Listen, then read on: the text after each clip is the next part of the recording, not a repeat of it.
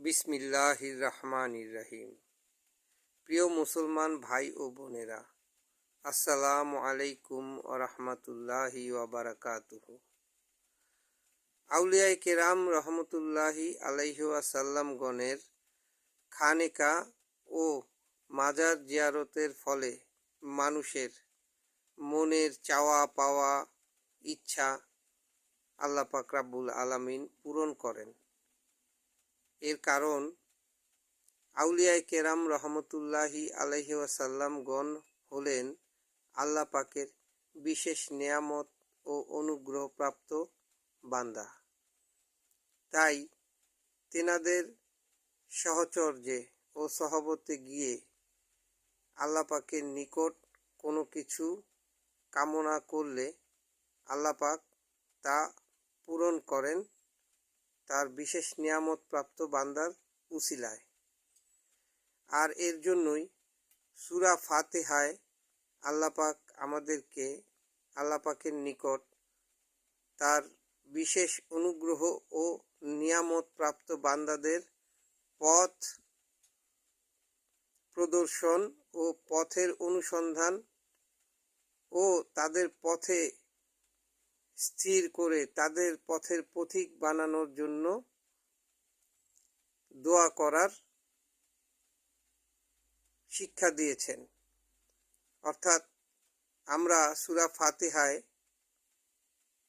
পাঠ করি, আল্লাহ পাকের নিকট প্রার্থনা করি, সিরাতাল্লাযীনা আন'আমতা আলাইহিম, অর্থাৎ আমাদেরকে আপনার বিশেষ অনুগ্রহ ও নিয়ামত প্রাপ্ত বান্দাদের পথের সন্ধান দিন এবং আমাদেরকে তাদের পথের পথিক বানিয়ে দিন।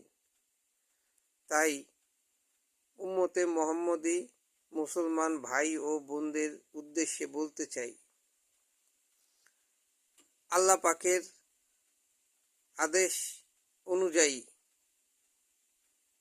আপনারা আউলিয়ায়ে কেরাম রহমতুল্লাহি আলাইহি ওয়াসাল্লাম গণের খানেকা ও মাজার জিয়ারত করে আপনাদের মনের ইচ্ছা চাওয়া পাওয়া আল্লাহ পাকের নিকট পেশ করুন।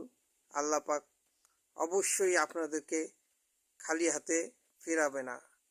আল্লাহ পাকের রহমত, বরকত, করুণা, মাগফিরাত, নাজাত সবই আপনাদের নসিব হবে।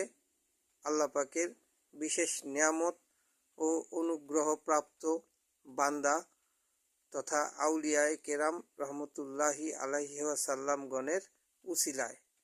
এর ফলে আপনিও তাদের অনুসরণ ও তাদের আনুগত্য করার ফলে আল্লাহ পাকের বিশেষ অনুগ্রহ ও নিয়ামত প্রাপ্ত বান্দা হিসেবে সৌভাগ্যের অধিকারী হয়ে যাবেন ইনশাআল্লাহ। তাই যারাই আউলিয়ায়ে কেরাম রহমতুল্লাহি আলাইহি ওয়াসাল্লাম গণের সহবত ও তাদের জিয়ারতের বিরোধিতা করে তাদেরকে ধোঁকাবাজ ও আপনার অমঙ্গলকামী শত্রু হিসেবে অভিহিত করে প্রত্যাখ্যান করুন। আল্লাহ হাফেজ।